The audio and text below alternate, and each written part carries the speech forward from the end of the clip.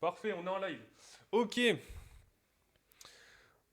ok. Donc, salut à tous pour ceux qui nous rejoignent en live. Évidemment, on aura la rediffusion sur YouTube. Et de quoi on va parler aujourd'hui? Donc déjà, salut à tous, on se retrouve pour un nouvel épisode de Farmer Streak, l'émission où l'on débriefe de chaque semaine la dernière journée de Ligue 1. Aujourd'hui, épisode un petit peu spécial. On n'était pas là la semaine dernière, du coup on va revenir sur les 3 dernières journées de Ligue 1 et même on va faire un petit bilan sur ce premier tiers de la saison de Ligue 1. Pour m'accompagner aujourd'hui, Tiziano, encore une fois, comment vas-tu? Bah écoute, comme à la maison, hein, je commence à être bien habitué ici et toujours un plaisir parler Ligue 1 avec toi. Eh ouais, Et c'est bah vrai, on tu va faire. commences à être. Ah Tu bah là com- maintenant c'est bon, hein, ça fait quoi, trois quatre émissions Ah maintenant? ouais, t'es habitué, t'as toujours pas autant de Gaëtan, qui reviendra évidemment sur les prochaines, mais ouais, ça commence à faire pas mal d'émissions ensemble. Vu que tu es chaud de parler de Ligue 1, ben on va pouvoir commencer tout de suite. Comme je l'ai dit, on va parler du début de saison de Ligue 1.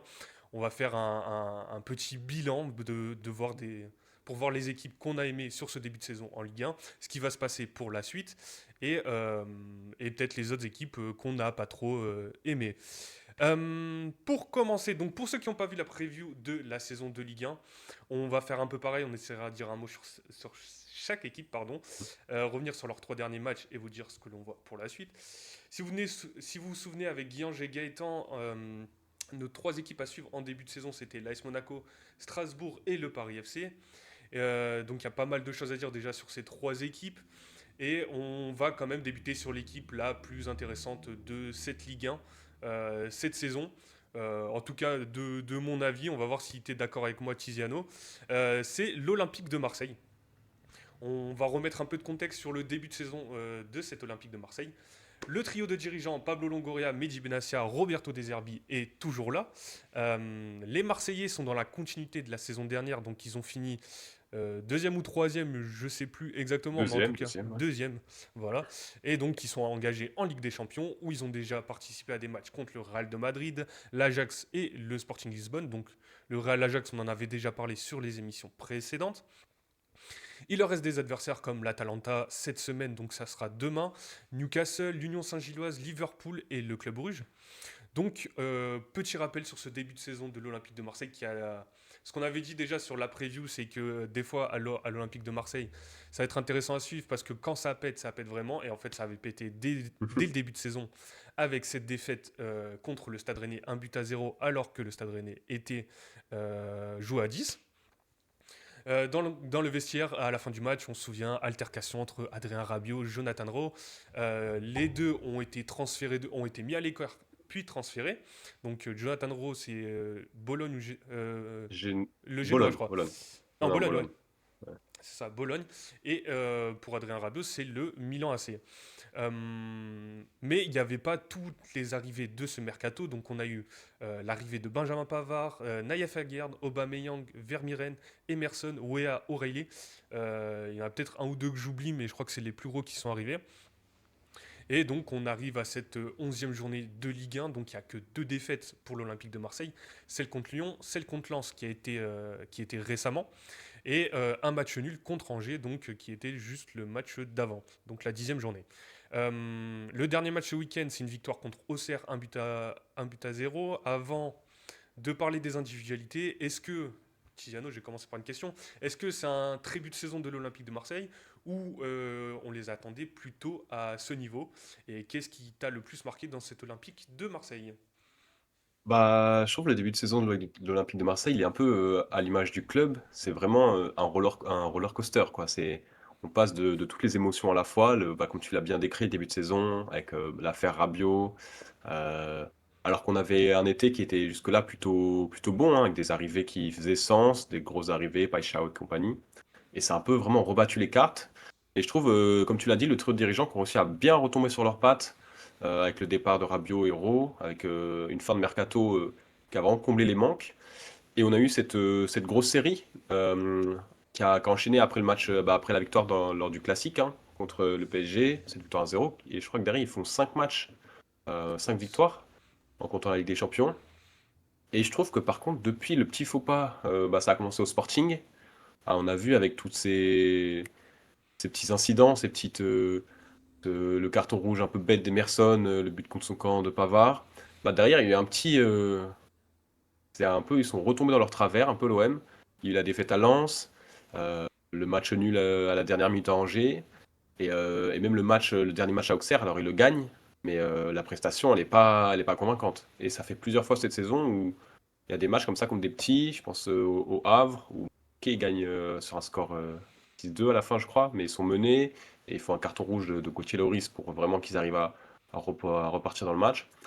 Du coup, c'est au niveau comptable, je pense que bah, les supporters d'Olem ils sont contents aujourd'hui. Après, niveau contenu, il y a, je trouve, vraiment beaucoup de variance dans les prestations de l'OM cette saison. Ça peut passer du très bon au vraiment moyen, voire médiocre pour certains matchs, quoi.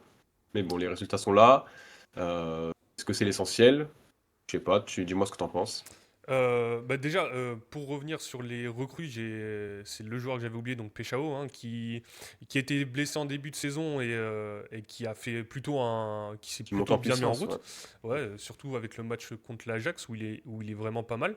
Après, sur cette Olympique de Marseille, bah moi, comme je l'ai dit, c'est une équipe que je trouve hyper intéressante. Il y a eu quand même cette petite semaine noire la semaine dernière, non, il y a 2 semaines, pardon, avec la défaite contre Lisbonne, comme tu l'as dit, avec ce carton rouge bête d'Emerson, les erreurs de Pavard aussi avec le match contre Ouais. Lens, où lui, ça a été une semaine vraiment compliquée pour lui. Mais dans l'ensemble, j'ai trouvé que cet Olympique de Marseille, moi j'aime bien. Je trouve que dans le discours déjà, Roberto De Zerbi, on le connaît, il est un peu, il vit son moment, donc il est toujours un peu, des fois il est un peu virulent quoi.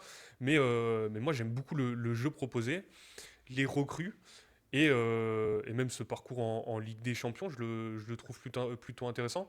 Ce que tu voulais nous dire, c'est que tu n'arrives pas à... je crois qu'on a déjà eu ce débat, mais c'est peut-être avec Guillaume et Gaëtan, où est-ce que toi, tu arrives à retrouver le désherbiball, entre guillemets, ce jeu où il y a beaucoup d'allant vers l'avant Ouais, je ou... suis pas encore totalement convaincu, moi, par le style de Zerbi. J'arrive pas à retrouver une identité de jeu à chaque match. Vraiment retrouver voilà, des principes de jeu qui va être établi. J'ai l'impression que chaque match, le scénario il peut varier totalement enfin, selon les adversaires. On a l'impression que si la formation elle commence à vraiment se poser, les joueurs ils changent énormément, on l'a vu, hein, il y a beaucoup de rotation au milieu de terrain notamment. Euh, Moi j'ai l'impression que cet Olympique de Marseille il n'est pas totalement serein encore. Il commence à se trouver, on commence à trouver les joueurs forts, les joueurs cadres, mais on sent qu'il est vraiment encore à rien de repasser bah, dans tout ce qu'on a vu, que ce soit la saison dernière avec tous les scandales, que ce soit au niveau de l'arbitrage. Après, c'est l'environnement marseillais aussi qui veut ça, hein. C'est un environnement, c'est brûlant, quoi. Mais je pensais que De Zerbi, bon, c'est un peu paradoxal vu son caractère, mais il allait apporter cette sérénité, au moins sur le terrain, quoi. À travers son football, tu vois, à travers le football de son Ouais, je équipe, vois ce que tu qui veux serait dire. en mesure voilà, bah, on joue le Havre, c'est 3-0, on a dominé de A à Z. Et là, bah encore, tu vois, quand je te parlais après, face à Auxerre, ils avaient pas mal d'absents, mais la victoire, elle n'est pas forcément méritée sur l'ensemble du match. Si tu me dis qu'il y a un partout, tu vois, genre Auxerre méritait un petit point. C'est pour ça, moi, j'attends vraiment que ce soit ce challenger au PSG, que on voit le style de Zerbi, ça gagne contre les plus faibles, ça va challenger le PSG quand on le joue, et qu'au final, si on peut être à moins de 5 points, moins de 10 points, enfin 10 ça fait beaucoup, 5 points du PSG sur la fin de saison, je pense que là, on aura vraiment l'Olympique de Marseille qu'on attend et qu'on espère. Ouais, ouais, bah après, je suis d'accord, en tout cas sur ce match de Auxerre. Bon, après, c'est un peu l'histoire du début de saison de Auxerre, on en reviendra un peu plus tard. Mais c'est vrai que des fois, ils sont sur courant alternatif, l'Olympique de Marseille, et ça se traduit parfaitement quand on voit leurs individualités. On a par exemple un Greenwood qui a 7 buts, qui met un quadruplé, donc c'était contre Le Havre, du coup, il met le Le quadruplé. Havre, oui, c'est ça. Voilà, et des fois sur le début de saison, il était en courant alternatif. Complètement. Comme tu l'as dit, sur le dispositif aussi, je crois que là, sur les 3 derniers matchs, c'est 3 dispositifs différents. Et on sait ça a beaucoup tourné au niveau des joueurs et au niveau des postes. On sait que, par exemple, un Timothy Weah, il peut jouer un coup à droite, un coup il peut jouer attaquant. Même chez les attaquants, on ne sait pas qui est vraiment numéro 10, qui est vraiment à droite, qui est vraiment en pointe.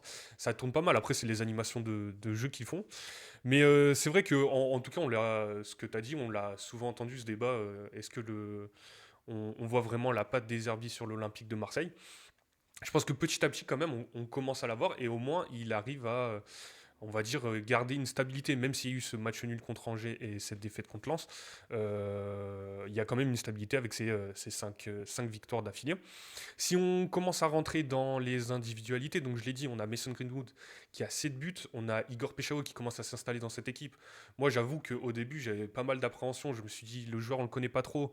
Je crois que c'est Guillange qui en avait parlé, on savait pas. Le joueur, il vient de Feyenoord ou Eindhoven, je sais plus exactement, mais Feyenoord, 35 millions, c'est beaucoup hein, ouais, pour un joueur 35 comme millions en ça, plus pour qui est un pas joueur comme tout lui. jeune non C'est ça. plus. Il arrive blessé, on ne sait pas ce que ça Mm. va donner. Bon, il est en train de nous faire retourner notre veste. Je pense qu'il fait quand même un bon début de saison, même si Après, c'est pas encore un joueur à 35 millions, je pense, hein.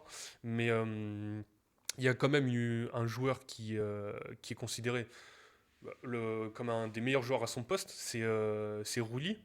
Encore ouais. sur sa prestation contre Auxerre, je crois que ça fait un moment qu'il n'avait pas eu de clean sheet. Là, il a encore fait une belle prestation. Et même depuis le début de saison, honnêtement, si on dit que c'est le meilleur gardien de Ligue 1, il n'y a pas de, enfin, il y a pas de scandale à ce que j'entende ça. On a Amine Gouiri qui s'est blessé avec l'Algérie et qui faisait un début de saison, allez, on va dire mitigé. Mitigé Ouais. sans dire que c'était pas bon quand même. Et on a ce capitaine en délicatesse. Donc on a des joueurs qui sont un peu dans cet entre-deux, donc le capitaine en délicatesse, hein, Leonardo Balerdi. Mhm.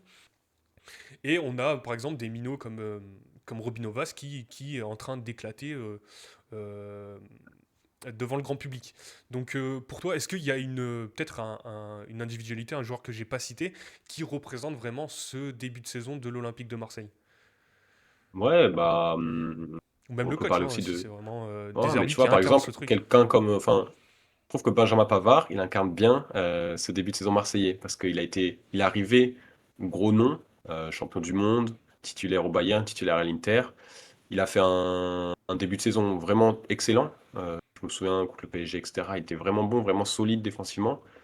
Et il y a cette semaine noire, là, comme tu l'as dit, où c'est vrai que le gars perd son football, perd sa concentration, soit contre Lisbonne ou contre Lens. Et c'est un peu. Il y a des joueurs qui arrivent à être réguliers à tous les matchs. Naïef Aguerd, notamment, qui a été vraiment très très bon en début de saison. Le petit Robinho Vaz qui a l'impression que chaque minute qu'il joue, il arrive à se montrer, à être décisif. Euh, mais la plupart j'ai l'impression, enfin, pour la plupart des joueurs, c'est un peu sur courant alternatif. Je pense à Pavard, je pense à O'Reilly, qui fait du bon, du beaucoup moins bon aussi par certains moments. Aubameyang, qui arrive à être encore décisif à son âge, mais qui rate quand même pas mal d'occasions franches, qui aurait pu aider l'OM à certains moments. J'ai l'impression, pour la plupart, c'est comme ça. Mais après, on est qu'au début de saison. Si vraiment tous ces joueurs arrivent à vraiment trouver leur place, trouver leur poste, trouver leur rôle dans le système de Zerbi, ça peut vraiment cliquer et on peut avoir vraiment une belle équipe, hein. Pour moi, j'ai de l'espoir encore pour cette OM.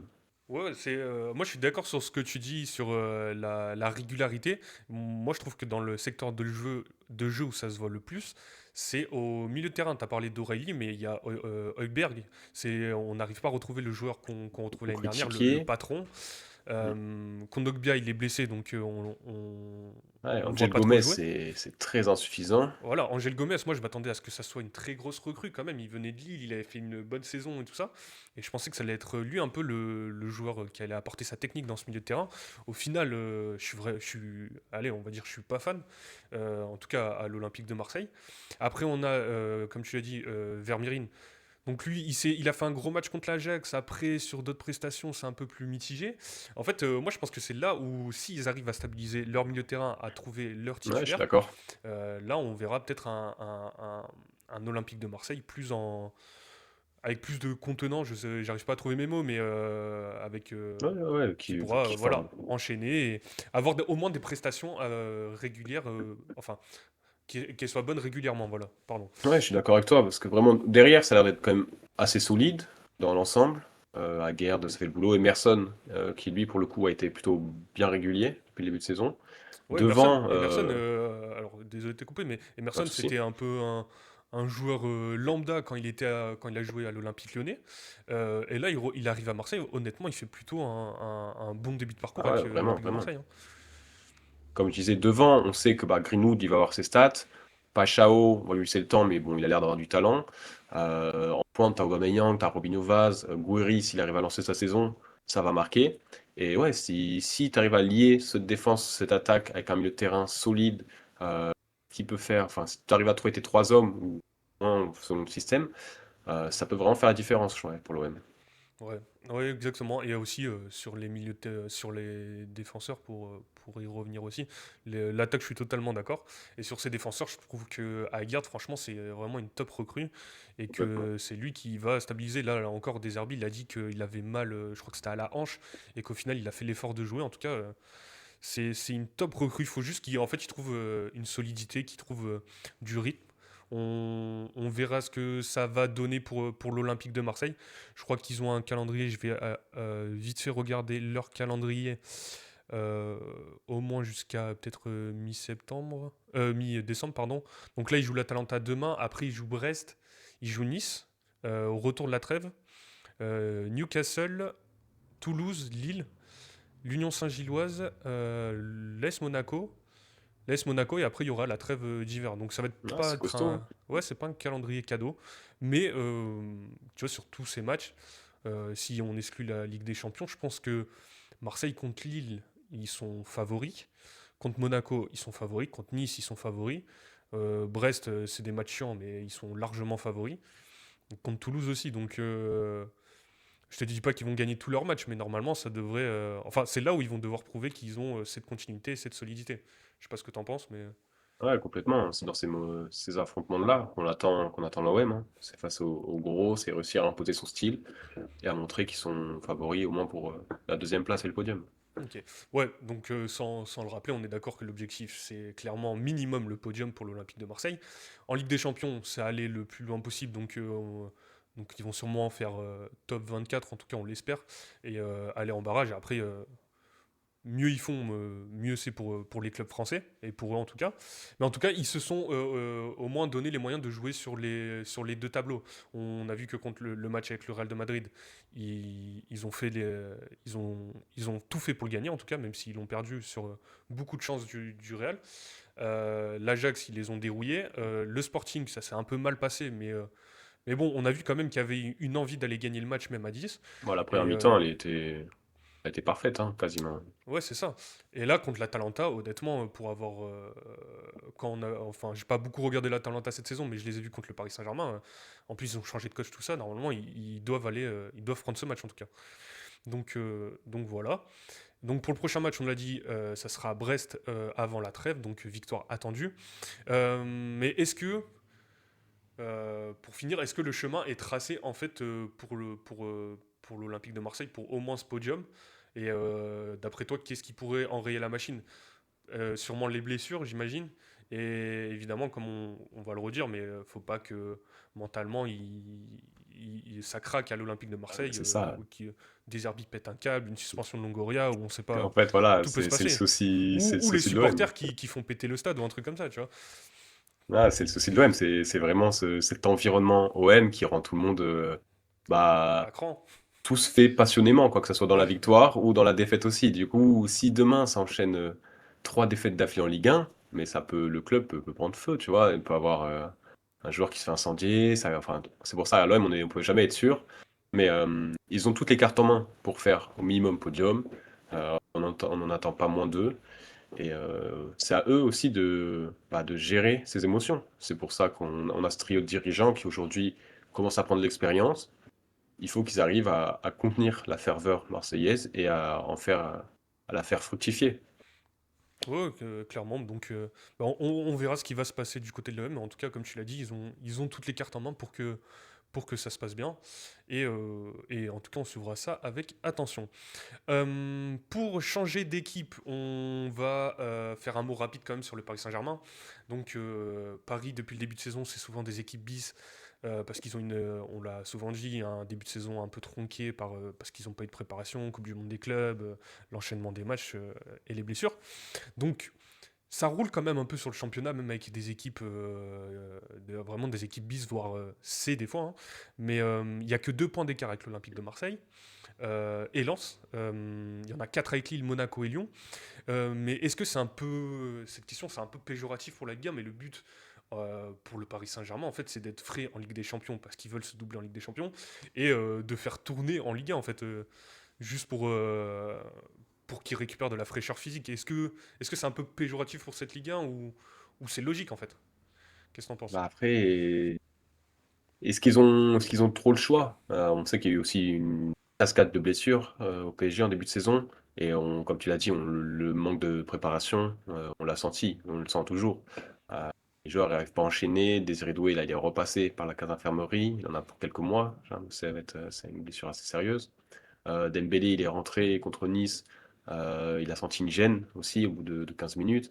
C'est J'ai l'impression que Luis Enrique, plus que, enfin, il y a une certaine forme de suffisance, de se dire, voilà, c'est que la Ligue 1, je peux me permettre de faire tourner. Et le problème, c'est que enfin, les adversaires lui montrent qu'il a raison, quoi. Il peut se permettre de faire tourner. Alors même si aujourd'hui, il y a que 2 points d'écart, euh, le PSG, il a rarement été mis en danger cette saison. Euh, Même je pense à un match contre Lille, où vraiment ils arrivent avec l'équipe B totale. Et pourtant, le match, bon, il y a match nul au final sur un but d'Ethan Mbappé, mais ils n'ont pas été mis en danger, c'est eux qui dominent le match. Et c'est pour ça qu'aujourd'hui, euh, j'ai l'impression que Luis Enrique, voilà, il essaie de faire redémarrer la machine, de vraiment permettre à son groupe type de prendre du rythme, de monter en puissance. Mais moi, je pense que d'ici la deuxième partie de saison, d'ici janvier 2026, on va retrouver ce PSG en Ligue 1 avec une équipe beaucoup plus complète, une équipe type qui va reprendre son trône, qui va reprendre l'avance en tête du championnat. Et qu'aujourd'hui, le fait de faire tourner, c'est vraiment un choix. Je pense que les minutes sont vraiment précises, c'est vraiment coordonné avec le staff technique pour optimiser au mieux l'état physique de leurs joueurs pour leur permettre d'être à 100% au moment opportun. Ouais, ma question, ouais, c'était ça. Est-ce que c'est un peu, donc tu l'as très bien dit sur pourquoi le PSG doit faire tourner, mais est-ce que c'est ça? Il y a encore quand même pour la Ligue 1, les autres équipes de Ligue 1 hormis le PSG, même avec une équipe bis, en fait, le PSG, enfin, il n'y a aucune équipe peut-être en Ligue 1 qui est au niveau de ce PSG. Est-ce que t'en vois vraiment une qui peut les concurrencer sur. Allez, je te dis pas jusqu'à la fin de la saison, mais au moins jusqu'à la mi-saison peut-être. Ouais, bah après, là, le fait qu'ils aient 2 points d'avance, on peut dire c'est peu de points d'avance vu les standards du PSG, mais avec l'équipe qu'ils alignent semaine après semaine, c'est déjà, en fait, c'est déjà surprenant qu'ils aient de l'avance. Oui, voilà, c'est un Ouais, peu ça ce que je voulais. c'est pour ça enfin, du coup, ouais, non, moi j'ai du mal enfin, quand je vois le match contre Nice, ce week-end encore, où bah voilà, c'est toujours pas une équipe type. Et enfin, tu pourras le dire mieux que moi peut-être, mais je crois qu'il y a quoi, un 70, enfin, un chiffre de possession absurde. Ah oui, Nice a, c'est. Alors je crois que je l'avais noté 82% de ouais, possession à la voilà, mi-temps. 82% tout ça en mi-temps, c'est fou quoi. Et après, j'ai pas pour la fin du match, mais c'est à peu près pareil, hein, Alors que honnêtement. Nice, enfin, ils étaient sur une bonne lancée. Vous pouvez se dire, ça allait être un match, bon, pas serré, mais un match un peu compétitif. Au final, Nice fait le bloc bas, est pas loin d'arracher le match nul, mais se fait surprendre à la fin. Euh, Si ça, c'est le genre de match qu'on voit avec une équipe B, non, c'est pas rassurant pour les Ligue 1. Moi, je vois, à part l'OM qui a réussi à surprendre le PSG, j'ai du mal à voir quelle autre équipe peut imposer son jeu, même face à une équipe B. Ouais, exactement. En tout cas, les joueurs qui alignent, quand c'est pas le 11 type qu'on connaît avec Hakimi, Mendes, tout ça, honnêtement, les joueurs qui rentrent à chaque fois. Alors, hormis, on va pas revenir encore sur Beraldo, Zabarni, je pense que vraiment, c'est. on va les mettre de côté, mais les autres, les jeunes comme donc Mayulu, pareil. Kang In Lee, c'est peut-être lui au final le réel super sub de ce Paris Saint-Germain. Parce que là, récemment en tout cas, dès qu'il est rentré, il a été efficace, il est actif. En tout cas, moi j'ai bien aimé ses dernières prestations. Les jeunes, pareil, on le redit, mais Mbaye, c'est 17 ans. Il a fait rentrer, on a vu encore plus Quentin Jantou. Lui Mhm. aussi, à mon avis, ça va être un top joueur. En tout cas, au moins, il y a ce truc que le Paris Saint-Germain, les équipes bis, enfin équipe B, équipe C, honnêtement, vraiment, t'as les joueurs performent en tout cas. Donc, on verra pour la suite de cette Ligue 1. Mais à mon avis, ça va encore dérouler. Là, en plus, ils commencent petit à petit à quand même récupérer leurs joueurs, même si on sent que Dembélé, il a dit de la contre Nice pour sa cuisse, il a quand même enchaîné un ou deux matchs. Il y a Marquinhos qui devrait revenir, il y a Fabien Ruiz qui est revenu, Neves aussi qui est revenu. Je crois que pour l'instant, sur vraiment en tant que blessé, ils ont Désiré Doué qui a repris un mois, je crois, c'est ça à peu près. Si je dis pas de bêtises, mais en tout Ouais, cas, peut-être même un peu plus. ouais, voilà. Donc il n'y a que lui pour l'instant qui est réellement blessé longue durée. Donc pour ce Paris Saint-Germain, en tout cas, on verra. On va continuer sur une équipe, donc l'Olympique Lyonnais, qui est le prochain adversaire en plus du Paris Saint-Germain. Ça pourra faire un lien sur la 12e journée. L'Olympique Lyonnais, je le redis, on s'attendait à rien cette année avec leurs problèmes économiques. Honnêtement, si je dis pas de bêtises, en preview, ni Gaëtan, ni Guy-Ange, ni moi n'avons mis l'Olympique Lyonnais dans les places européennes. Pourtant, ils ont fait un début de saison tonitruant. Donc 5 victoires, une défaite sur les 6 premiers matchs. Là, ça commence petit à petit à rentrer dans le rang. Il y a 2 défaites, donc c'est le contre Toulouse, c'est le contre Nice. Il y a une victoire contre Strasbourg quand même qui est à noter. Mais ils ont perdu Malik Fofana sur blessure, qui est peut-être leur plus gros élément offensif. Donc lui, c'est jusqu'à janvier, si les calculs sont bons.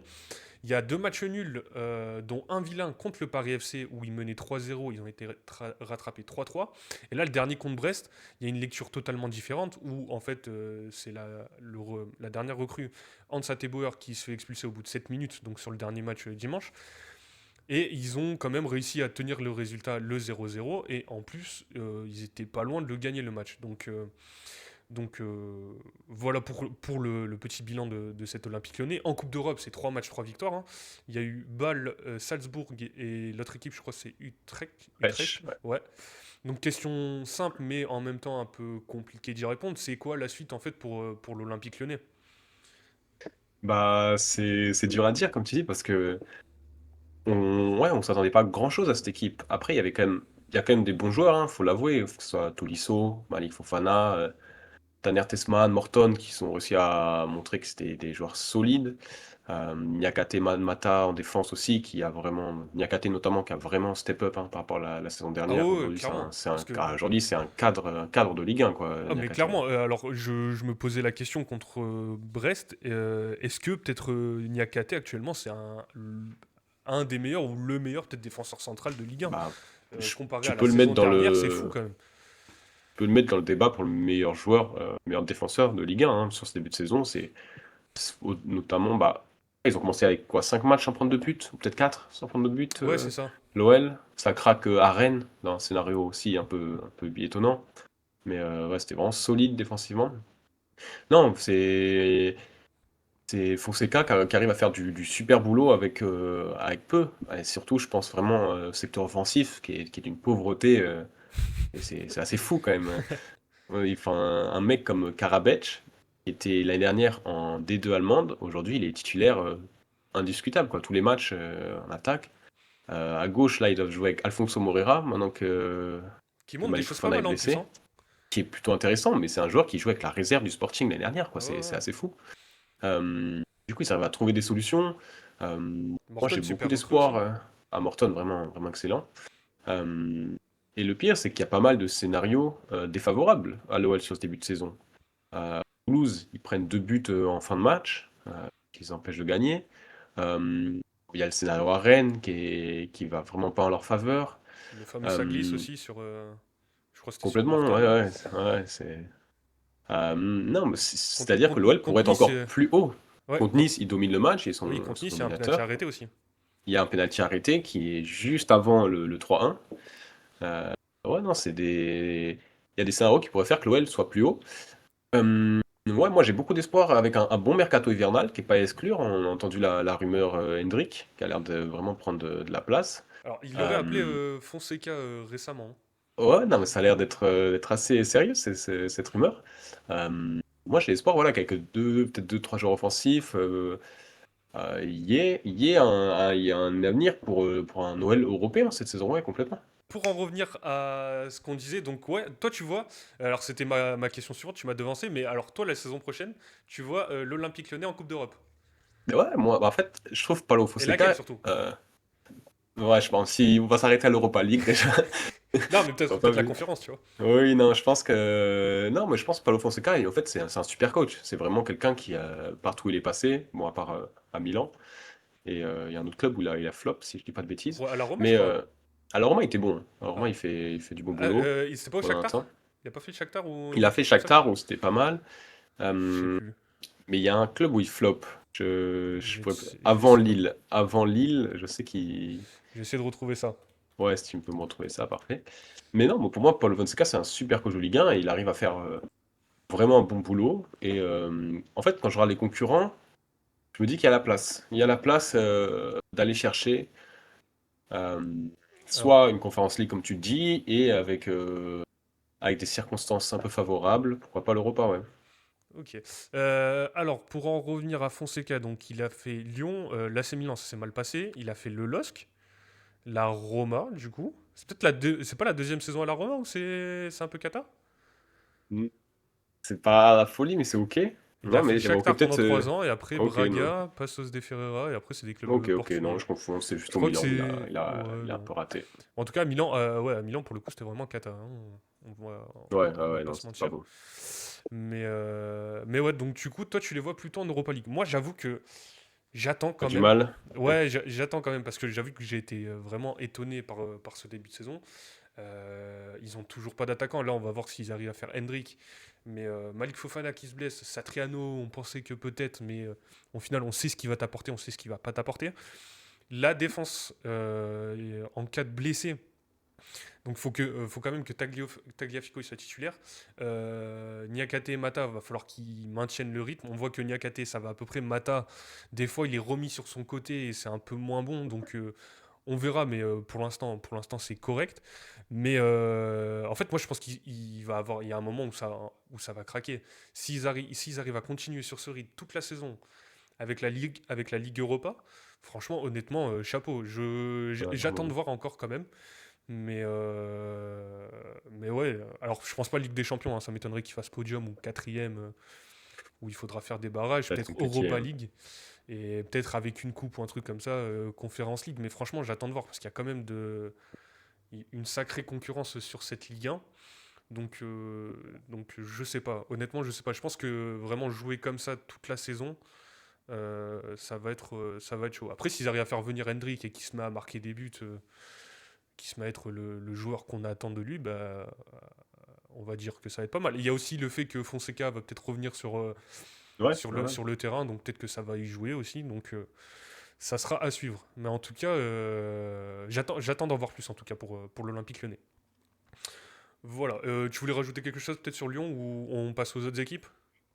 Ouais, on peut saluer les gros débuts de AT Bauer, hein, en tout cas. Ouais, T'es Bauer, belle recrue en tout cas. Parce Mais que avant de venir à Lyon, il fait un match à Rennes où il rentre, je crois que c'est contre Nantes, là où oui, c'est enfin, une déjà truc, il il fait est pas une grosse perf. fautif sur le but, sur un penalty, puis il fait une erreur à la 95e, il perd le match pour Rennes, il arrive à Lyon, premier match, il rentre face au PFC, ils prennent 3 buts, et là, première titu, carton rouge au bout de 7 minutes.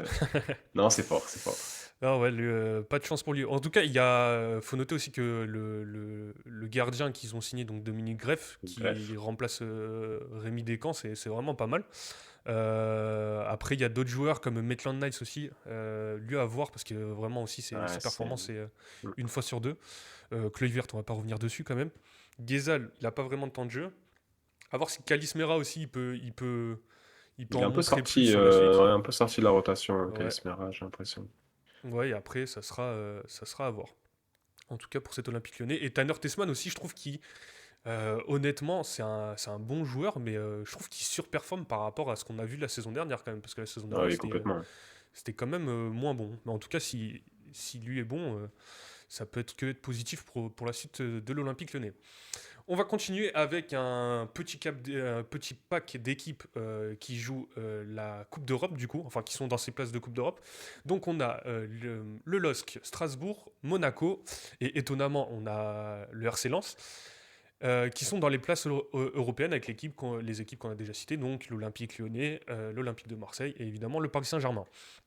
Est-ce que déjà, parmi les équipes que j'ai citées, est-ce que Monaco fait partie de ce pack d'équipes ou toi tu le classerais plutôt avec Monaco et avec le Paris Saint-Germain et l'Olympique de Marseille? Nous, c'est ce qu'on avait dit en tout cas sur le début de saison. On voyait Ouais. vraiment Monaco qui devait jongler sur le double calendrier, mais qui était vraiment. Enfin, il y avait Paris devant, Marseille-Monaco et après les autres. Qu'est-ce que t'en penses de ça? Ouais, je suis assez d'accord parce qu'on voit, ils font un début de saison compliqué. À 18h qui a été remercié. L'arrivée du nouveau coach, je sais Pocognoli, plus trop le nom, Pononi. Et pourtant, on peut se dire, ouais, c'est compliqué. Ils sont quoi, 2 points, 2 points du podium? 4 points du podium. Même pas. Un point du podium. Non, parce que Monaco, ça reste Ah, du le club podium, qui arrive pardon. à. 4 points Enfin, de Paris. Et oui, je crois 2 points du ouais, podium. c'est Oui, deux c'est points ça, du coup, ouais. exactement. Oui. Pardon. Pas de souci. Du coup, ouais, c'est un club qui arrive, qui a toujours ce pedigree en Ligue 1 qui arrive, bah, énormément compliqué, à aller chercher des points, à gagner des matchs compliqués et à jamais être vraiment décroché quoi, du podium. Pour moi, on va de plus en plus voir ce groupe. On attend le retour de Pogba, on attend le retour de pas mal de joueurs, hein. Il y a beaucoup de blessés actuellement au club. Euh, du coup, ouais, pour moi, ça va faire un podium assez facilement, un peu comme l'image la saison dernière, où on n'en parle pas trop de Monaco, c'est un peu, il passe sous les radars, c'est pas du football qui, t'as pas envie de te brancher sur le match de Monaco tous les week-ends, quoi, mais ça gagne, ça prend des points, et tu les retrouves en Ligue des Champions l'année prochaine. Ouais. Alors, déjà, petit débat parallèle. Tu crois vraiment au retour de Paul Pogba ou pas? J'aime bien j'aimerais bien déjà avoir la news, Paul Pogba sera sur le banc ce week-end, tu vois, que ça soit un peu concret parce qu'aujourd'hui, j'ai aucune preuve qu'il soit vraiment à l'AS Monaco, quoi. Ok. Non, mais niveau football, moi je pense que ça va être ça va, pas un flop, mais on va jamais le retrouver le Pogba à son plus au niveau qu'on le connaît. Après, bon, c'est que mon opinion, peut-être qu'il va me donner tort, j'espère en tout cas, mais j'ai du mal à y croire. Bah là, déjà, avant sa rechute, en tout cas, ce qui se disait dans les médias, c'est que pour le Paris FC, il aurait pu être là. Déjà, il annonçait sur Ouais. la dernière trêve à Angers, il a eu une rechute à la cuisse. Là, il était peut-être là pour le Paris FC. Au final, c'est la cheville. Là, à mon avis, en Ligue des Champions, on ne le verra pas. Et ça ne sera pas, à mon avis, pour le prochain match contre Brest ou Après je la sais plus trêve, quelle équipe. peut-être. Ouais, peut-être après la trêve. Mais ça commence à sentir mauvais quand même pour ce retour de Pogba. Après, moi, j'espère absolument le revoir sur un terrain de Ligue 1 parce que j'adore ce joueur. Qu'est-ce qu'on nous dit? Pogba, malheureusement, je pense que c'est surtout un coup de pub pour Monaco, mais j'espère me tromper. Ah, Ouais, c'est c'est. forcément un coup de pub, hein. Ouais, Mais après, et on espère que c'est pas juste un coup de pub, quoi, qu'on aura le droit d'en voir un petit peu au moins sur le terrain, quoi. Ouais, mais en fait, je pense que c'est l'avis un peu global sur ce joueur, c'est que tout le monde a envie de le revoir, même de le voir à la Coupe du Monde pour qu'il performe avec l'équipe de France comme en 2018. Après, est-ce qu'on est des doux rêveurs? Je commence à le penser, tu vois. Mais à noter aussi, parce qu'il n'y a pas que Pogba qui est dans cette situation à Monaco, c'est qu'ils ont pas mal de blessés. Je crois qu'il y a un moment, ils Ouais, avaient le coach, le Sébastien Pocognoli, quand il est arrivé, je crois qu'il a fait un entraînement avec 6 joueurs, un truc comme ça. Il avait 13 blessés. Enfin, ça commence. Enfin, il y a pas mal de blessés. Du coup, ça explique un peu leur prestation en dessous de leur niveau réel, je pense. Ils ont quand même réussi à faire des statements, est-ce que le mot est un peu fort, mais en Ligue des Champions avec ce match nul contre City et match nul contre Tottenham. C'est 0-0, hein, si je dis pas de bêtises, hein, ils n'ont c'est pas ça. perdu. Donc voilà. Après, il y a eu en Ligue 1, il y a eu ce match nul à Nice où c'était un peu mitigé. Là, ils ont perdu ce week-end contre le Paris FC. Contre le Paris FC, c'était vraiment pas beau à voir cette AS Monaco. Euh, Même des joueurs qu'on a vu l'année dernière qui performaient. Tu vois, Akli Youch, il a toujours cette patte, ce talent. Je trouve que on le voit quand même un peu moins que par rapport à la saison dernière. Un Mika Biret, clairement, il retrouve pas ses standards de la saison dernière. Après, peut-être qu'ils étaient un peu trop hauts pour lui. Mais il y a eu, pour le coup, c'était vraiment un mauvais match contre le Paris FC. Ils ont mérité leur défaite, en fait. Donc, à voir ce que ça va donner quand ils vont récupérer leurs joueurs blessés. Pour continuer, donc j'ai oublié carrément la réponse, mais Mhm. pour toi, Monaco, c'est dans le pack Marseille-Paris ou plutôt Lille-Strasbourg Ouais, ouais, moi je pense, une fois qu'ils ont récupéré l'ensemble de l'effectif, je pense à Denis Zakaria notamment, qui est ultra important pour cette équipe. Ça va réussir à se détacher de ce petit groupe pour aller rejoindre le podium, aller challenger peut-être l'OM pour une deuxième place. Ok, donc on reste sur Lille, Strasbourg, Lens. Est-ce que déjà on rajoute l'OGC Nice et le Stade Rennais dans cette discussion ou c'est encore des équipes en dessous? Moi je pense que l'OGC Nice, tu peux rajouter à ce peloton. Euh, on l'a vu là, il y a eu quelques ajustements de la part de Franck Hayes sur les dernières semaines. On a vu des matchs notamment avec un Sofiane Diop en faux neuf, en tout cas en tant que seul attaquant. Et il y a eu des beaux résultats contre des bons adversaires, hein. On a parlé du match contre Lyon, il y a le match à Lille où tu vas gagner, c'est fort. Bon, il y a cette défaite contre le PSG, mais bon, il attend presque un petit peu. Oui, à la Non, pour dernière moi, minute sur un corner, c'est ça, même en si plus. il méritait totalement pas la victoire ou le match nul, le GC Nice, bah, c'est vraiment la dernière minute qui Ouais, manque le but, vraiment. quoi. Mais non, je trouve que dans le contenu et même dans l'atmosphère au club, ça a l'air d'aller un peu mieux. Puis le début de saison était. Bon, toi, tu étais un peu plus dans inside, tu pourras en parler un peu plus. Non, parce qu'en Mais fait, il y a surtout cette histoire avec avec Jonathan Klaus Jonathan là, qui est Klaus, sorti ouais, ouais, récemment, bien sûr, ouais, complètement. donc ça sera à suivre. Ouais, mais on a Euh, l'impression qu'il y a des joueurs qui arrivent à trouver leur rôle. Franck Hayes arrive bon, après, c'est un super coach, hein, il arrive vraiment à s'en sortir avec un effectif qui est assez moyen, j'ai l'impression, cette saison quand même. Mais pour moi, ouais, c'est un club, tu peux pas enterrer comme ça. Un club coaché par Franck Hayes, ça a toujours. Comme l'année dernière, personne ne les attendait en Europa League. Au final, ils se faufilent, ils font une bonne saison, ils sécurisent leur place. Moi, je pense que ça peut être un petit challenger euh, pour cette place. Peut-être pas l'Europa League cette saison, peut-être plus la conférence, mais pourquoi pas, ouais. ouais.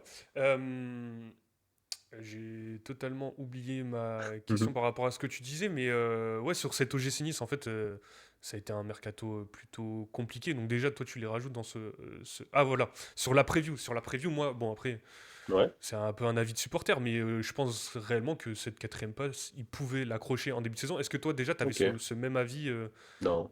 sur le début, avant le début de saison, hein? Ah, non, pour moi, l'effectif était vraiment, vraiment limité, hein. Même par rapport à l'année dernière, je préfère bien plus l'effectif l'année dernière. La saison, devant, t'as aucun nom référence. Mofi, King Carlos, c'est léger. Enfin, surtout ce Mofi-là. Défensivement, bah, Dante, il commence à prendre de l'âge. À Dante Les petits Lécu. jeunes, Non, Jumaba mais et compagnie, ça a l'air d'être compliqué. faut le dire, Dante Lécu, il n'y a toujours pas eu Ah ce bah, joueur qui prend sa fallait bien que place, ça arrive un jour, quoi. mais là, il a fait c'est vraiment la définition de la saison de trop pour Dante. Il a voulu faire sa 10e saison, merci capitaine. Et malheureusement, en fait, c'est pas le genou où il avait fait les croisés, mais c'est l'autre où il a du mal à. En fait, Ok. dès qu'il joue, en fait, il donne tout et en fait, après, il lui faut trop de temps pour récupérer. Donc, Ouais, ouais. on va le voir partiellement sur des matchs, mais ouais, c'est clairement la définition de la saison de trop pour le GC Nice. Après, comme tu l'as dit, là, il y a clairement du mieux. Donc, avant cette 11e journée, l'OGC Nice, c'est la meilleure équipe de Ligue 1 sur les 5 derniers matchs. Alors, ça peut paraître étonnant, mais en fait, vu qu'il y a eu ce match nul contre Monaco, il y a eu match nul contre le PFC, match nul, ouais. Et après, il y a les 3 victoires. Donc, comme tu l'as dit, Lyon avec un Yevan Diouf qu'on est en train de retrouver. C'est Alors vrai moi, aussi. pour le coup, sur les previews, je l'avais dit ça. Je trouvais que Yevan Diouf, c'était une super recrue, qu'on avait on a du mal à le retrouver sur ce début de saison, mais que c'était un très bon gardien. Et que souvent, en tout cas, Nice, pour les gardiens, ils ont souvent quand même un peu le nez. Donc Yevan Diouf, c'est bien, il se remet en forme là sur les derniers matchs. Donc on était sur Lyon, Rennes et Lille, il a fait des super matchs. J'enlève le match d'Europa League parce qu'on a clairement compris que Nice, ils ne pouvaient pas jouer déjà sur les deux tableaux et ils veulent pas. Donc Celta Vigo, le match il a été boycott, hein, En tout cas, pour les supporters de l'OGC Nice, quand on a tous vu la compo, on s'est dit que ça y est, c'était réglé. Ils vont essayer de faire bonne figure, essayer d'aller gratter un match, mais il n'y a aucun objectif. En tout cas, je pense, hein, c'est mon avis, hein, mais Ouais. je pense qu'il n'y a aucun objectif en Europa League. Euh, et après, il y a pas mal de joueurs. Alors moi, j'avais aussi dit que Djoumaba, je pensais que ça allait être une top recrue vu la carrure, le physique. Là aussi, pareil, comme toute l'équipe, il a eu un début de saison plutôt compliqué. Là, il commence petit à petit à se mettre au niveau, comme tous les défenseurs en fait, de cette jeune défense. Donc, Kojo Pepraopong qui venait de Suède, Antoine Menji qui lui, franchement, je m'attendais à rien. C'est un jeune du centre de formation, mais sur les saisons précédentes, je trouvais, honnêtement, on va le dire, hein, je le trouvais vraiment pas très très bon. Je m'attendais vraiment à pas grand chose. Là, il commence, déjà, on a vu que physiquement, c'est devenu une machine de guerre, et en plus, il commence à petit vraiment délivrer des prestations solides. Donc on verra ce qui va se passer pour Nice. En tout cas, il commence petit à petit à se remettre dans le rang. Moi, je pensais que le déclic, il allait venir avec ce match contre le Celta Vigo, où si tu avais une dynamique, tu gagnais ce match en Coupe d'Europe, et ben en fait, tu pouvais jouer la tête un peu libérée en championnat. C'est pas ce qui a été fait. Peut-être qu'ils gagneront contre Fribourg. J'avoue que j'ai pas trop suivi Fribourg cette année, mais en tout cas, il y a moyen de le gagner, je pense, ce match. Donc on verra ils arrivent tous à se mettre la tête à l'endroit. Et évidemment, il y a toujours ce problème à Nice avec les blessures. On verra qui est dispo, qui est pas dispo. Là, on sait que Sofiane Diop, je crois qu'il a eu une petite gêne où il était malade. On a Tanguy Ndombele aussi qui est toujours pas revenu. On ne sait pas vraiment quand il va revenir.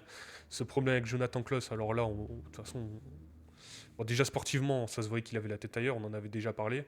Bon, là, c'est clairement confirmé, donc on va voir ce qui va se passer. Mais en tout cas, l'OGC Nice, équipe à suivre. Euh, en tout cas, équipe qui va jouer ses places d'Europe. Sur Lille et Strasbourg et Lens, déjà parmi ces équipes, c'est laquelle que tu préfères le voir jouer, laquelle t'intéresse le plus en général? Je le rappelle, hein, sur la preview, Guy-Ange, il avait choisi Strasbourg comme cette équipe à suivre toute cette saison de Ligue 1.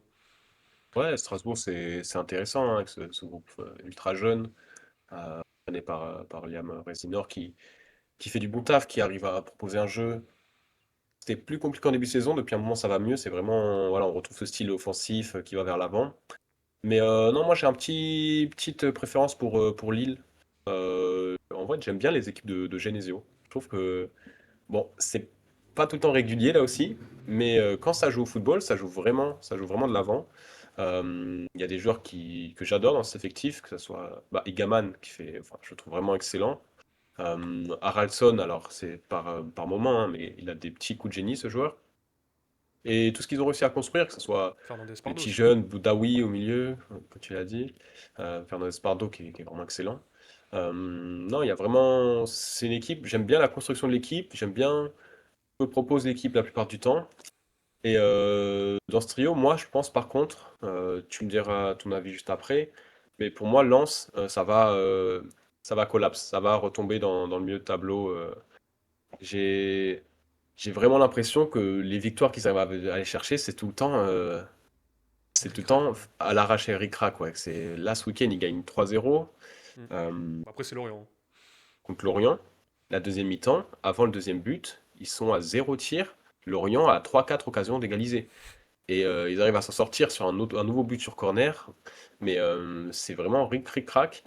Il y a eu des belles victoires, hein. On pense à la victoire contre l'OM qui est vraiment marquante. Mais j'ai l'impression que ça va retomber dans le rang assez rapidement.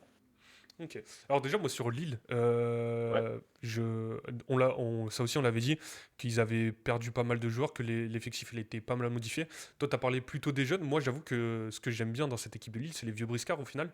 C'est les Benjamin André, évidemment Olivier Giroud, hein. Alors lui, dès qu'il passe dans un stade de Ligue 1, bah, il est applaudi par tout le monde, hein. Quand il est venu à Nice, c'était incroyable. Euh, Comment il s'appelle le défenseur central, l'Algérien?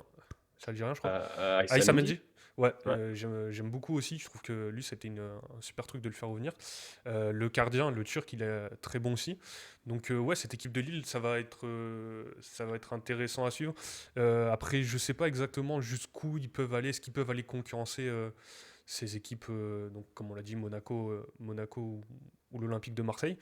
Mais en tout cas, ouais, c'est pas mal. En tout cas, c'est toujours plaisant de regarder un match de Lille. Il y a très peu de matchs où je me suis dit, c'est Ouais, vraiment complètement, hein. un match pourri. Sur Strasbourg, on en a pas mal parlé déjà depuis le début de saison. C'est quand même l'équipe à suivre. C'est une équipe qui doit tendre, quoi qu'il arrive, avec tout ce qu'ils ont mis comme argent et sur le projet, ils doivent tendre vers ces équipes de podium. Mais qui est quand même une équipe vraiment cool à suivre, malgré cette dernière défaite contre le Stade Rennais où ils ont été Mhm. vraiment en dessous.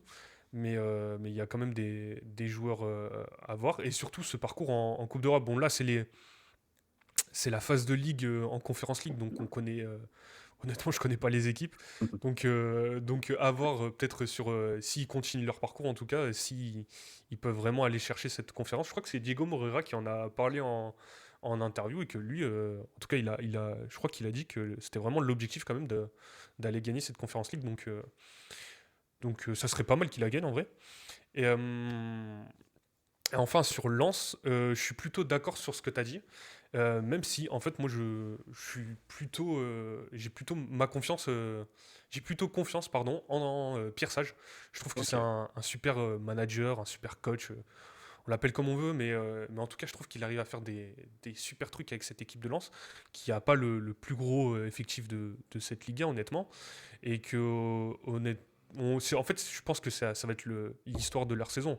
Ils vont être comment dire, ils vont être irréguliers Mhm. sur certains matchs, sur certains matchs, comme par exemple le match contre Lorient, qui gagne quand même. Et ils vont faire des statements contre une équipe comme Marseille, mais ils sont capables de perdre contre des équipes. Euh, Metz, hein, ils ont ouais, donné leur première victoire à Metz. exactement. Mais après, voilà, il y a pas mal de joueurs que j'aime bien. On en a souvent parlé, mais Robin Risser, c'est un top gardien. Ah ouais, ouais, vraiment. Euh, Malansar, qui quand même retrouve un sacré niveau, qu'on avait un peu perdu de vue quand il était parti de Nice. Il a fait Chelsea, il a fait Porto. Même quand il était revenu à Monaco, ça a été un peu compliqué pour lui. Moi, j'aime beaucoup aussi David Machado en défense. Mathieu Oudol, lui, c'est une espèce de revenant qui a fait. C'est 4 ou 5 fois qu'il a fait les croisés, je crois. Enfin, et qui arrive quand même à apporter quelque chose à cette équipe. En tout cas, ils ont des joueurs qui donnent envie de les regarder. Même Hudson Edouard qui commence à retrouver du football. Et les jeunes, Morgan Guilavogui, Ryan Fofana, Wesley Saïd, enfin c'est pas un jeune, mais c'est un joueur qu'on suit depuis un moment en Ligue 1, et évidemment le fameux Florent Thauvin. Donc franchement déjà, en tout cas c'est cool à voir Lens, et je pense que voilà, ça va aller accrocher. Moi je pense que c'est la septième place, je pense que ça peut Ok. faire. Je vois pas en fait qui dans ce classement de Ligue 1 peut, euh, peut aller les concurrencer. Rennes, on ne sait pas. Paris FC, je Ouais, pense c'est pas. Rennes, hein. Pour moi, Ouais, ça ça joue va avec être. Rennes, Rennes PFC, quoi. Ça va Je être, pense que vraiment, il y a un espèce de classement coupé en deux dans cette Ligue 1, avec ceux qui jouent vraiment les Coupes d'Europe et ceux qui vont chercher à se maintenir. Et il y a ce réel ventre mou avec ces deux clubs comme Rennes et le PFC. On va en parler juste après, mais qui on ne sait pas trop quels sont réellement leurs objectifs. Mais après, le reste, Marseille, Marseille, Lille, Monaco, Strasbourg, Lyon, Nice, bah, ça va jouer la Coupe d'Europe et je pense que Lens va être dans cette discussion, comme on l'avait vu sur les années bah, quand il y avait Francaise en tant que coach. Will Steele, ça a été un peu moins bien, mais un peu plus compliqué aussi, mais voilà. Donc pour Lens, voilà, je sais pas si tu voulais rajouter quelque chose sur les autres équipes, ou sinon on passe directement sur Rennes aussi, qui est dans cette discussion. Donc tu vois, quand je t'ai posé la question sur ces équipes, tu m'as dit Nice, tu m'as pas forcément dit Rennes. Qu'est-ce qui manque à ce Stade Rennais? Là, il y a eu cette belle victoire contre Rennes. Il y a le poste d'Abibay qui est remis en ouais. question. Euh, mais que moi, pourtant, j'aime bien. Il y a des joueurs aussi que j'aime beaucoup. Genre, par exemple, là, sur le dernier match, bon, Esteban Le Paul qui met un triplé, c'est génial pour lui. Mais un joueur comme Kader Meïté, je crois qu'avec Ah, Gaëtan, Mété, ouais, voilà, c'est un super joueur. c'est super genre, vraiment. Même les défenseurs, Aïd Boutlal qui commence à prendre du vrai niveau. On le voit sur la dernière équipe type de l'équipe de cette journée de Ligue 1. Donc on a Esteban Le Paul, Kader Mité, Valentin Rongier, on sait ce qu'il va t'apporter. Il y a Moussa Altamari. Enfin, c'est quoi en fait le réel problème de Rennes. On le dit, hein, ils sont sur 5-6 matchs sans victoire avant Alors, Strasbourg. alors, Strasbourg. C'est la seule équipe parmi les équipes qu'on a citées avant qui joue pas de Coupe d'Europe. Euh, qu'est-ce que tu penses du coaching d'Abby Bey déjà? Est-ce qu'il va être encore en place? Et comment tu vois la suite Ouais, sur Rennes, Stade Rennais, quoi? c'est vraiment un début de saison bizarre, hein, vraiment Ouais, étonnant. lisible.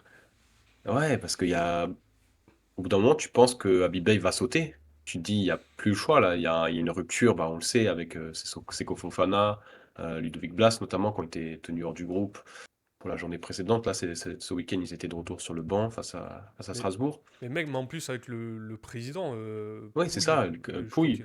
Euh, bon, enfin, pour moi, tu me poses la question la semaine dernière. Abibay va sauter après Strasbourg. On va avoir le droit à un nouveau coach, une nouvelle dynamique et enfin, on fonce dans l'inconnu. Là, c'est quand même une victoire statement, comme on a dit, face à Strasbourg. Ça gagne 4-1. On voit ce que veut faire Abibay, on voit où il veut en venir avec cette équipe. Il fait des choix forts en plus sur ce match. Euh, Mbolo, Seko Fofana, Quentin Merlin, même Anthony Rouault, tous sur le banc. Il fait de la place aux jeunes, Kaider Meite, Diawy Cissé au milieu, Là aussi Aïd c'est Boulay, très comme fort, tu hein. l'as dit. Alors lui, Cissé, on l'a vu Cissé, sur l'Euro cet été, ça a été non mais c'est. révélation, mais alors je pense que c'est un futur crack ce mec, hein. Et en fait, en fait, on a l'impression qu'il y a un peu ce. On sait que Rennes, il y a beaucoup d'argent, mais c'est pas forcément toujours bien géré. Là, il va falloir faire un choix. Est-ce qu'on donne le pouvoir à Habib Bey? On dit voilà, tu as le droit de faire tes choix, c'est toi qui imposes tes joueurs, c'est toi qui imposes ton système. Ou est-ce que, bah, on sait que un Seko Fofana, par exemple, il arrive avec un Rennes avec un salaire imposant et un statut important. C'est pas n'importe quel joueur. Est-ce qu'il peut se permettre de le laisser sur le banc pendant toute la saison? Ça me paraît compliqué vis-à-vis de l'investissement qui a été mis sur ce joueur. Non, c'est vraiment difficile à lire la situation de Rennes. Et pourtant, quand on voit le match de ce week-end, on en redemande plus. Quand on a envie de voir cette équipe, euh, il y a des joueurs qui donnent envie. Et on a envie.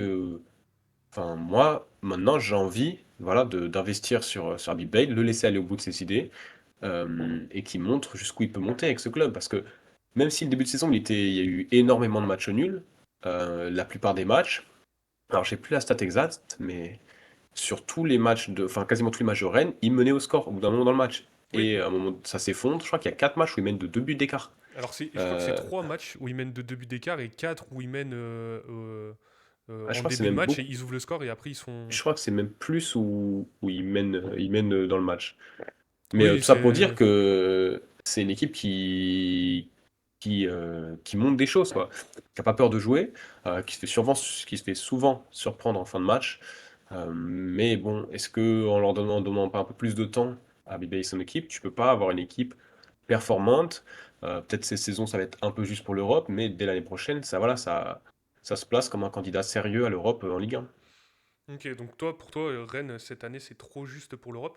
Après, sur la lecture d'Abibé, il faut pas oublier, hein, alors nous, ça fait un moment qu'on le voit dans les médias, tout ça, mais je pense qu'en tant que coach, bon, il a fait une pige au Red Star, et après, l'année dernière, il les a sauvés, mais bon, ça reste quand même un jeune coach qui apprend. On voit qu'il a fait des erreurs, là, c'est même pas sur le plan sportif, je sais plus c'est quelle défaite, où genre les joueurs... c'est contre C'est cool. Lens où Lens prend le rouge en début de match, il y a match nul, et au final, Ah oui, ouais. Abibay qui autorise pas ses joueurs à aller en zone mixte pour parler aux journalistes, là, typiquement, c'est une erreur de management. En tout cas, Ouais, il en a fait d'autres, hein. À Toulouse, où il domine là aussi, il veut faire des choix défensifs en faisant rentrer le petit Nagida qui va provoquer le penalty qui permet d'égaliser. Enfin, ça, c'est des erreurs de coach qui sont pas encore certains ouais. d'où ils veulent aller. Mais dans l'esprit du jeu, moi, j'ai l'impression qu'il propose des choses intéressantes. Après, faut voir si ça tient. Dis-moi ce que tu en penses, toi, sur cette situation, notamment vis-à-vis d'Habib Beye. Est-ce que pour toi, il fait toute la saison déjà? Alors, je sais pas s'il fait toute la saison, mais en tout cas, moi, j'aimerais bien. Parce que, je le redis, hein, mais je crois qu'on en a parlé la dernière mission, mais moi, le discours d'Abibay, honnêtement, j'adore. Dès qu'il est en conférence de presse, dès qu'il est en interview, il parle de jeu, il sait les objectifs qu'il a. Après, il y en a qui prennent ça pour de l'arrogance, ou je sais pas exactement, mais pour moi, J'adore le discours d'Abibay. Ce qui monte sur le terrain, il y en a peut-être un peu moins. Je trouve que le choix de mettre Fofana sur le banc, c'est un choix hyper fort parce que honnêtement, Fofana, sur le début de saison, je trouve qu'il fait plutôt un bon début de saison depuis son Ouais. retour. Et par contre, tu vois que physiquement, il commence à avoir du mal.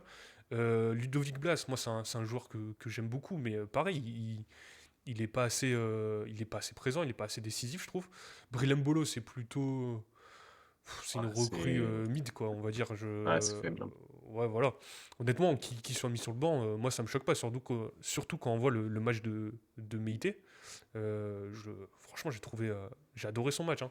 Et Esteban Le Paul, top recrue, je crois Par que sur contre, les ça, 7 derniers matchs, je crois qu'il est décisif, un truc comme ça. Enfin, en tout cas, ça commence à prendre forme.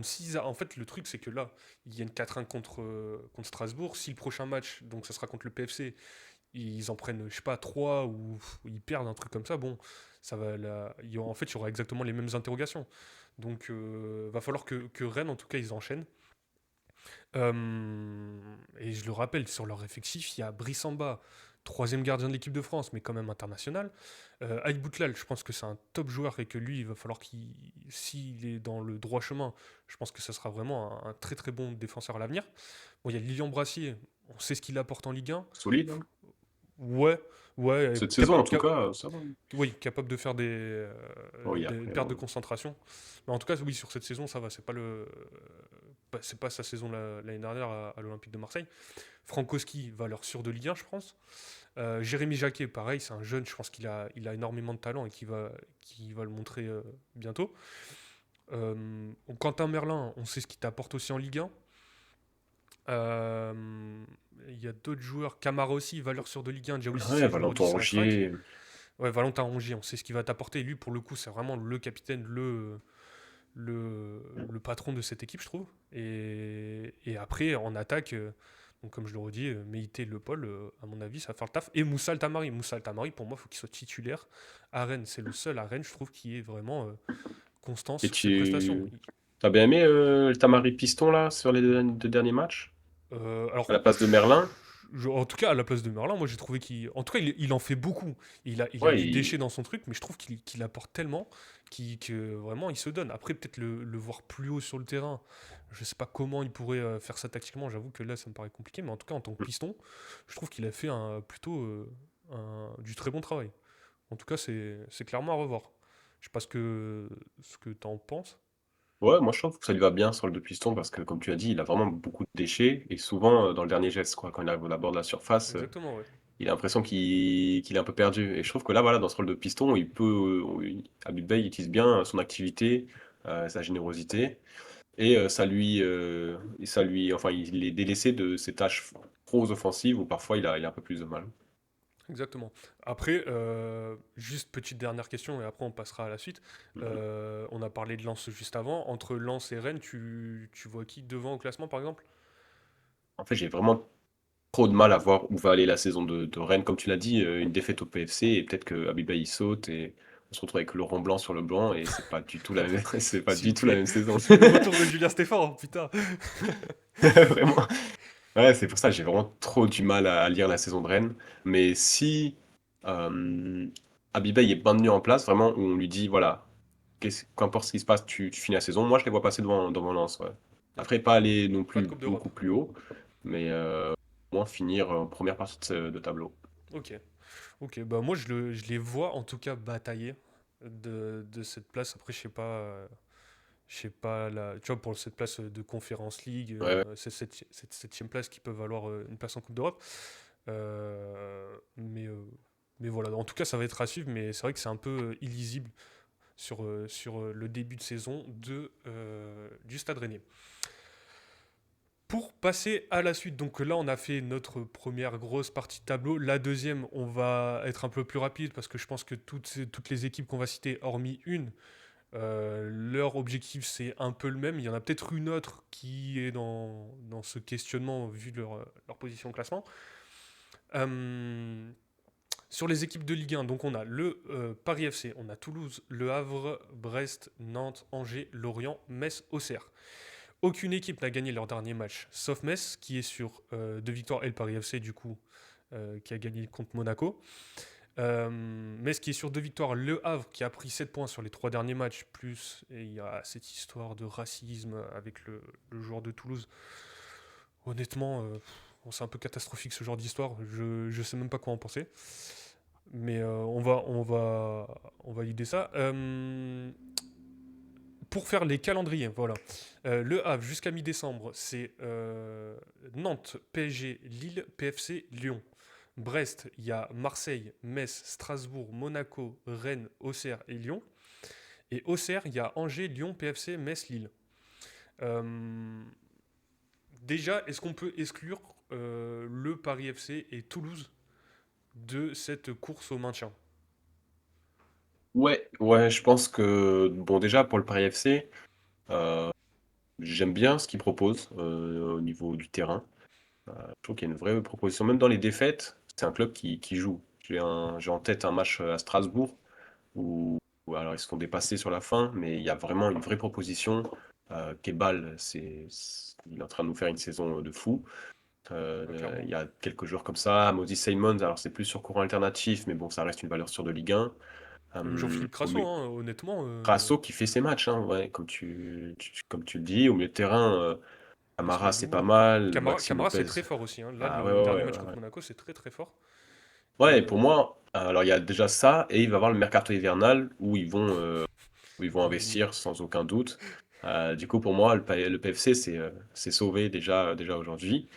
Toulouse, alors, moi, au début de saison, avec la prépa catastrophique qu'ils avaient fait, je sais pas si tu te souviens, c'était un truc genre Oui, zéro oui, oui, oui, putain, on victoire, en avait parlé deux avec buts Guillaume, marqués, quelque chose comme ça. Pour ouais, moi, ça allait être une saison compliquée, mais finalement, euh, c'est et solide. ils C'est gagnent leur match vraiment. d'ouverture contre Nice en plus. Ils gagnent leur match avec un but de Djibril Sidibé, je me Ouais, souviens. ouais, ouais. C'était assez fou. Euh, mais non, mais ça fait des belles prestats, ça joue, ça joue. On voit que dès qu'ils jouent en petit, notamment, bah, ils dominent, ils sont maîtres de leur destin. Pour moi, ça joue tranquillement une petite 11e, 12e place, quoi, tranquillement. Par contre, en dessous, euh, j'ai aucune certitude. Sur tous les autres clubs, pour moi, enfin, ça peut batailler jusqu'au bout, quoi, et ça peut finir aux mauvaises places. Ok. Alors, j'en ai parlé rapidement. Est-ce que tu veux revenir peut-être déjà sur l'incident d'Onum avec j'ai plus le joueur du Havre, mais est-ce que Ouais, tu as bah un après, avis sur ça ou... c'est un geste déplacé. Après, est-ce que force. Moi, je pense pas, enfin, je pense pas, je suis pas dans sa tête, mais je pense pas qu'il y avait une connotation raciste, mais ça reste un geste qui ouvre des interprétations qu'on C'est n'a pas ça. envie de voir. Ça reste déplacé. J'espère que ça va prendre des proportions trop importantes, mais bon, c'est un geste idiot, voilà, Ouais, au maximum. ouais. On a vu Didier Digard, juste pour clore le truc, qui a parlé au micro de Ligue 1 Plus après le match et après en conférence de presse, il a été plus modéré sur ses propos. Mais comme tu l'as dit, on est d'accord que le geste il est cata. Après, est-ce que vraiment c'était un geste raciste? J'espère pas, en L'interprétation. tout cas. Oui, voilà, c'est ça. N'espère pas. Le joueur s'est défendu, comme quoi lui et d'autres La coéquipiers à lui défense, l'avaient déjà fait. Voilà, un peu catastrophique. On verra s'il sera sanctionné par la Ligue. Mais si on revient sur le sportif, déjà sur Toulouse, ouais, il y a pas mal de joueurs, enfin pas mal de joueurs, il y a quelques joueurs intéressants. Donc il y a toujours Guillaume Reyes qui est le gardien des espoirs, on a Charlie Cresswell aussi qui est ouais. défenseur espoir avec l'Angleterre. Dayan Metali qui fait un top saison, c'est Guinche qui nous en avait parlé aussi de ce joueur en début de saison. On a Alexis Vossa, Yann Beau qui ont fait des matchs intéressants, même Franck Magri hein, Ouais. qui fait, Un bon début de saison. ouais, qui fait un bon début de saison, voilà, je cherche mes mots. Euh, mais, euh, mais par rapport aux autres équipes, donc ouais, le Paris FC, je pense qu'on est plutôt d'accord. Top saison, ils ont des, enfin top saison.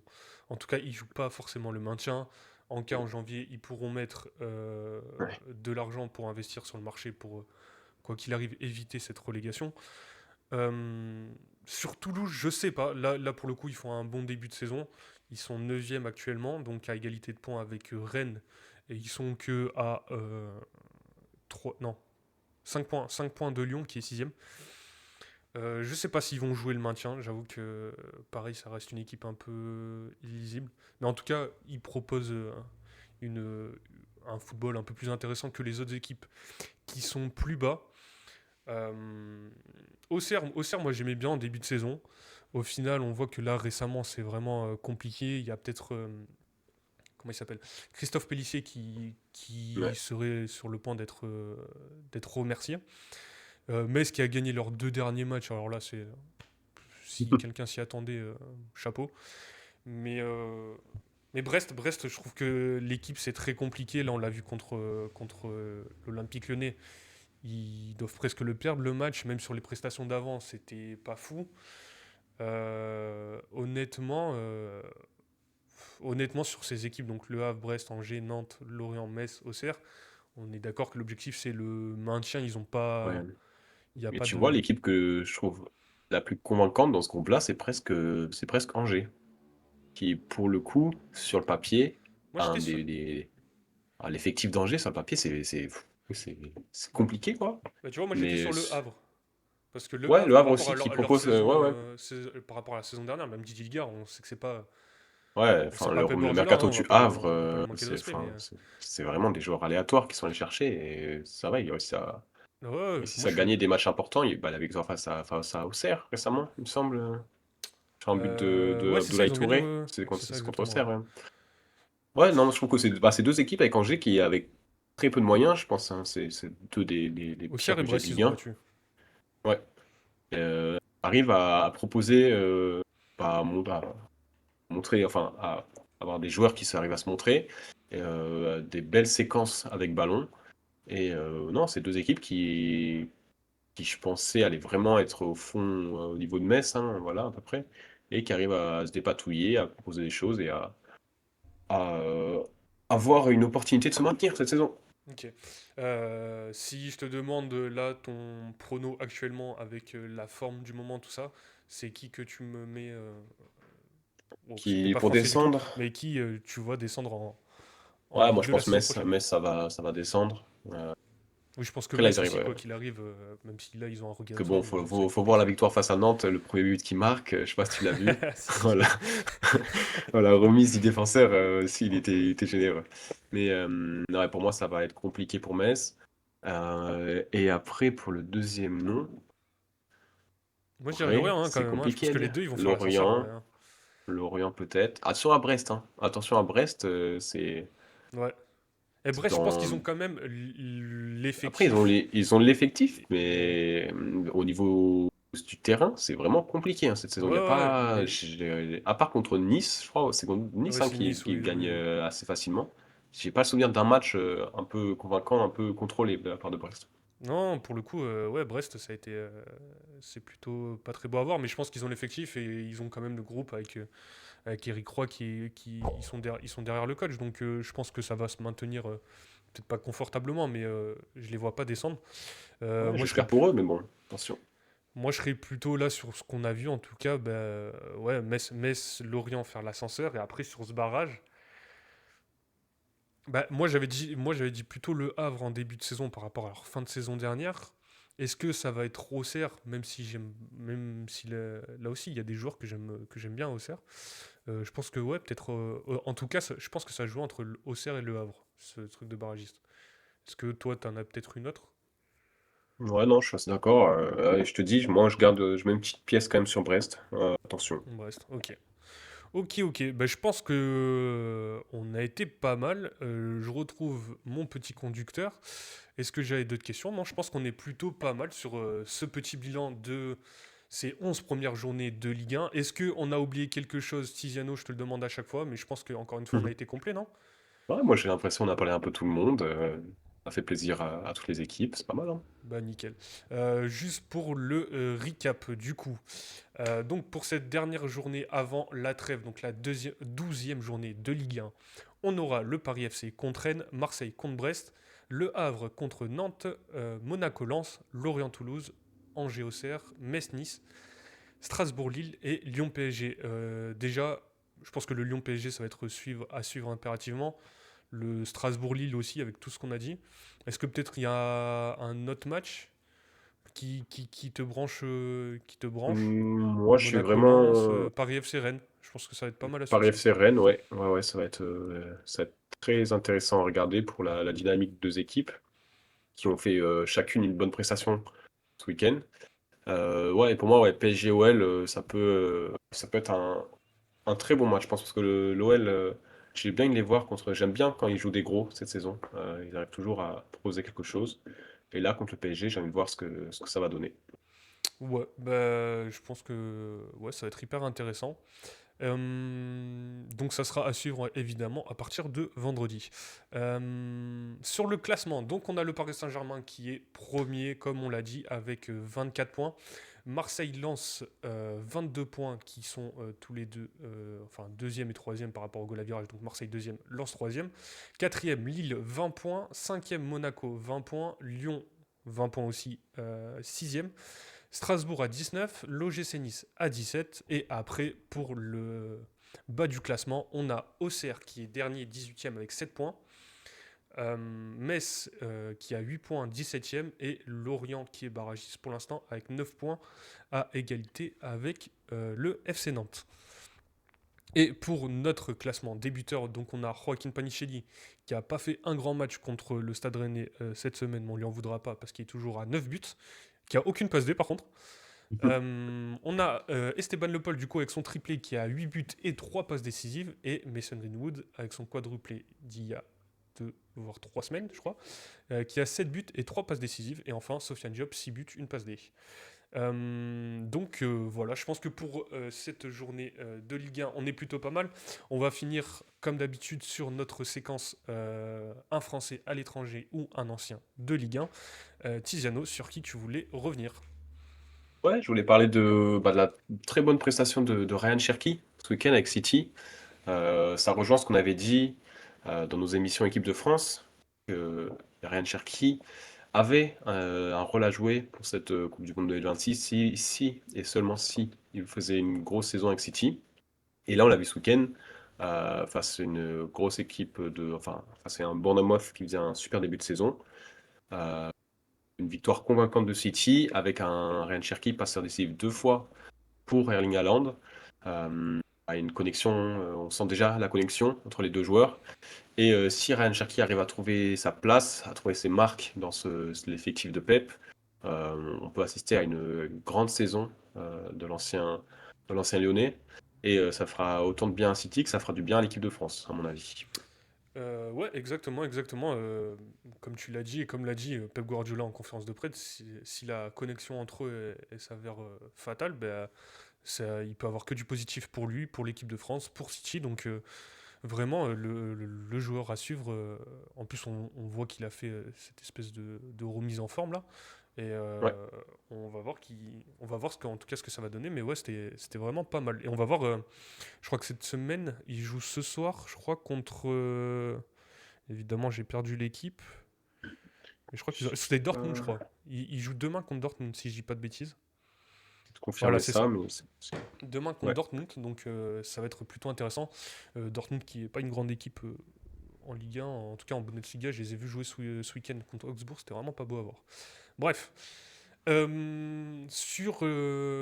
moi, j'ai choisi. Alors, déjà sur le. Juste, je reviens sur le match de hier soir en première ligue entre Sunderland et Everton. Alors, c'était pas un grand match, hein, c'était pas un match hyper attendu, mais en tout cas, avec la colonie française qui est à Sunderland, donc qui a fait match nul Sunderland, qui est quatrième de première ligue, alors que c'est une équipe promue, avec à sa tête Régis Lebris, pas mal de Français. Donc ça, c'était plutôt cool à voir. Et pour l'ancien de Ligue 1, Iliman Ndiaye, qui est un joueur en forme du côté d'Everton, et qui, je pense, mérite un peu plus que ce club d'Everton. Mais en tout cas, qui a mis un beau but et qui fait de grosses prestations en ce moment. Mais le joueur dont je voulais parler cette semaine, d'habitude, j'aime bien prendre les petites pépites ou des joueurs dont on parle pas trop, mais là, il faut revenir sur quand même Kylian Mbappé, qui a reçu son soulier d'or cette semaine. Le Real est premier de Liga avec 5 points d'avance sur le Barça. Il a mis encore un doublé ce week-end. Il est à 14 matchs, 18 buts, 2 passes D, dont 5 buts en Ligue des Champions. En équipe de France, c'est 3 matchs, 3 buts, 2 passes D. On a un Kiki de Bondy avant la Coupe du Monde qui fait une saison, un début de saison incroyable et on espère que ça va continuer pour lui. Je sais pas ce que t'en penses toi sur le début de saison de Mbappé, mais en tout cas, Ouais, comme tu l'as dit, impressionnant et patron de ce Real Madrid. On sent vraiment que c'est lui le chef de file et c'est derrière lui que la bande à Xabi Alonso peut envisager de faire une grosse saison. ouais, ouais, en tout cas, on le voit sur le dernier Classico, entre le décalage entre lui qui se fait applaudir par le Bernabeu et l'ancien leader de cette équipe du Real, Vinicius Junior, ça commence on voit que Kylian Mbappé est en train de vraiment prendre le lead de ce club. Ouais. Mais évidemment, on en parlera sur des prochaines émissions. On risque de parler du Real et du Barça sur le début de saison, hein. J'avais fait une vidéo cet été pour parler du mercato et de ce qui m'intéressait du mercato du Barça et du Real. Donc on va sûrement faire une émission sur ça et une émission sur la Ligue des Champions où évidemment on pourra parler du Real de Madrid. Voilà, je pense que pour cette émission, on a été plutôt pas mal, plutôt complet. On est à 1h30 à peu près d'émission, donc je pense il y a C'est eu pas mal de costaud. contenu. En tout cas, Tiziano, encore une fois, merci d'avoir été là pour cette émission. On espère te retrouver bientôt. Bah, avec plaisir, hein, toujours un plaisir d'être là avec toi, parler football. Bah ouais, bah à chaque fois c'est le top. Peut-être qu'un jour on refera une émission à 3 si, Mon rêve. euh, si Guy-Ange revient un jour, même Gaëtan, ça fait un moment qu'on l'a pas vu. Mais en tout cas, ça devrait arriver bientôt, hein. Petit à petit, on commence je sais pas, j'ai pas les mots, mais en tout cas, on va les revoir sur la chaîne. On reste branché. Ouais, voilà, restez branchés, il devrait revenir incessamment sous peu.